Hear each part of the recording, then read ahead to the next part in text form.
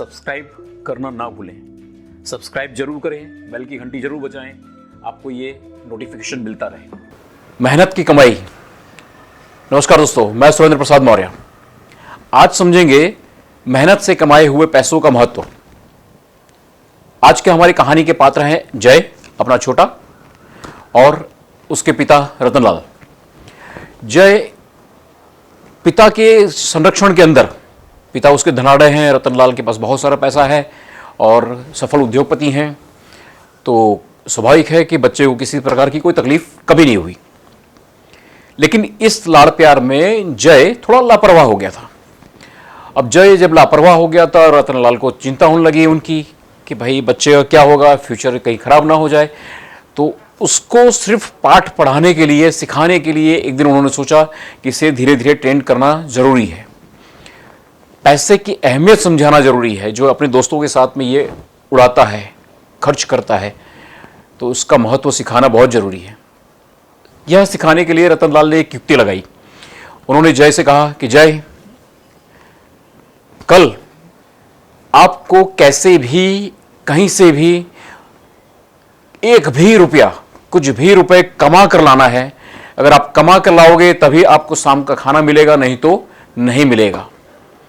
जय अभी छोटा है, कमाने की उम्र नहीं है, लेकिन अब ये खाना से और पैसा दोनों जुड़ गया। शर्त रखी थे पिता ने कि भाई कमा के लाओगे तो खाना मिलेगा, मतलब कुछ ना कुछ कमा के शाम तक लाना है। तो जय बड़े मुश्किल में था, निराश था, उदास हो गया। क्या करूं, कैसे करूं, उसका दिमाग काम नहीं कर रहा था। जब दिमाग काम नहीं करता है तो व्यक्ति को कौन याद आता है? माँ। उसे तुरंत माँ याद आई। माँ के पास गया, माँ से अपनी समस्या बताई कि माँ, पिता ने ऐसी शर्त रखी है कि शाम को खाना मुझे तभी देंगे जब मैं कुछ कमा के लाऊंगा। मैं क्या करूं, समझ में नहीं आ रहा है, टेंशन में हूं। माँ ने, स्वाभाविक है, माँ का दिल है, दया आई। माँ ने 1 रुपया निकाल कर उसको दिया कि भाई लो, ये 1 रुपये का सिक्का रखो और शाम को पिता को दे देना। उसकी समस्या का समाधान हो गया। जय खुश। शाम हुई, खाने का टाइम। जब खाने के वक्त से पहले रतनलाल जी ने जय को बुलाया, आइए क्या कमाया आज। तो जय ने सीधा 1 रुपये का सिक्का निकाल के दे दिया। उसके चेहरे पे मुस्कुराहट, खुशी। तो रतनलाल ने कहा, ठीक है, कोई बात नहीं, अच्छी बात है, आपने 1 रुपया कमाया, जाओ इसे कुएं में फेंक दो। उसे थोड़ा आश्चर्य हुआ, लेकिन जैसा ऑर्डर था उसे ले जाके कुएं में फेंक दिया। फिर उस दिन की शाम निकली। खाना खाने के बाद रतनलाल जी ने फिर एक शर्त रख दी उसके सामने कि भाई आज की कमाई हो गई, कल भी कमा कर लाओ, तब कल का खाना मिलेगा, नहीं तो नहीं मिलेगा। और रतनलाल जी अपने अनुभव से समझ गए थे कि ये रुपये का जो सोर्स है वो क्या है।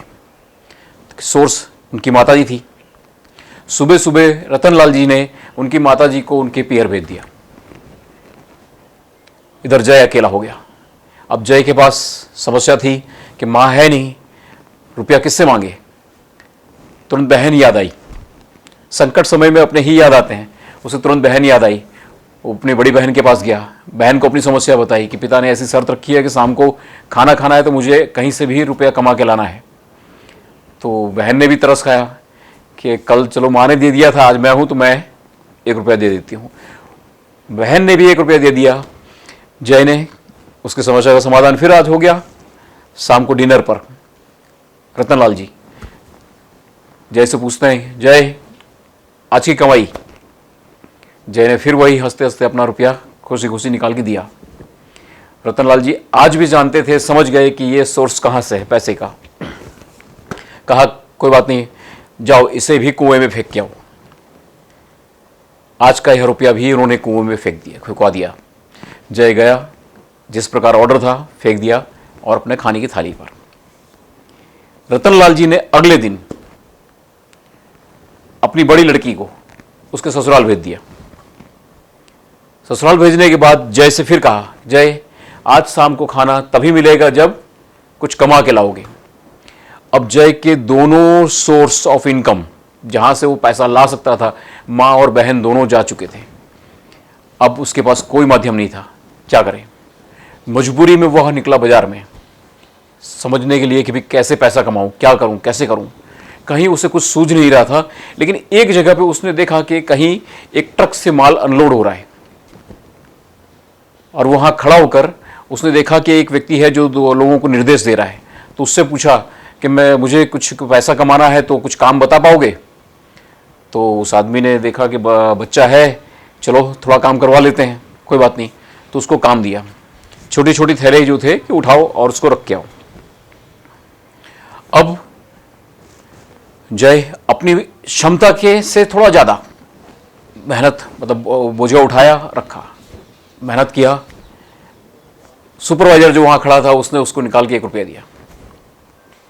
अब वो थैला जो उसने उठा के रखे थे, थैले रखे थे, बोरे रखे थे उठा के, जय की क्षमता नहीं थी, कभी उसने ज़िंदगी में मेहनत नहीं की थी, आज पहली बार उसने किया था।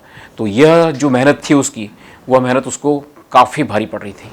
उसकी गर्दन में भी मोच थी, उसकी पीठ में भी दर्द था, और लेकिन चूंकि पिताजी की शर्त थी, वह रुपया उसे मिल चुका था।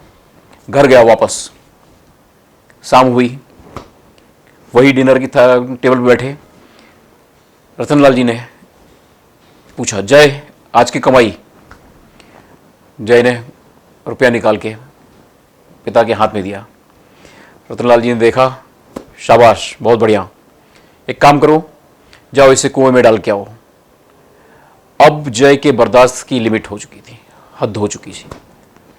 वह चिढ़ गया कि आप मुझसे रुपया मंगवाते हैं, कुएं में डालते हैं। आपको पता है ये रुपया कमाने के लिए मैंने कितनी मेहनत की है, और आप मुझे कुएं में डालने के लिए कह रहे हैं? मैं नहीं डालूंगा। रतनलाल जी मुस्कुरा दिए, बेटा मैं आपको यही सिखाने के लिए यह कर रहा था। आपका रुपया, आपकी मेहनत का रुपया आप किस तरह खर्च करोगे, ये आप तय करते हैं। अभी तक आप जो खर्च करते हो वो मेरा पैसा है, मेरी मेहनत का पैसा है।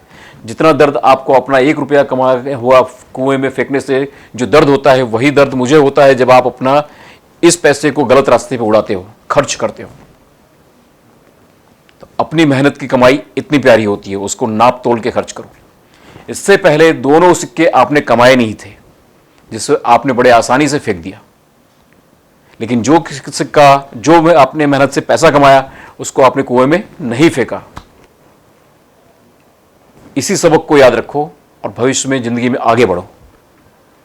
तो यही कहानी हम पर भी लागू होती है, हमें भी यह सीख मिलती है।